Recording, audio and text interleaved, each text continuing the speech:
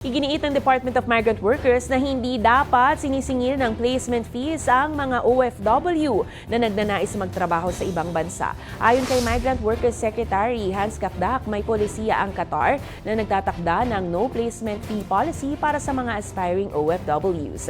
Dagdag pa niya, mahalagang tiyakin na lisensyado ang ahensyang pinag-aaplayan. Samantala, nagbabala naman ang DMW na papatawan ng parusa ang mga recruitment agencies na magpapabayad ng placement fee.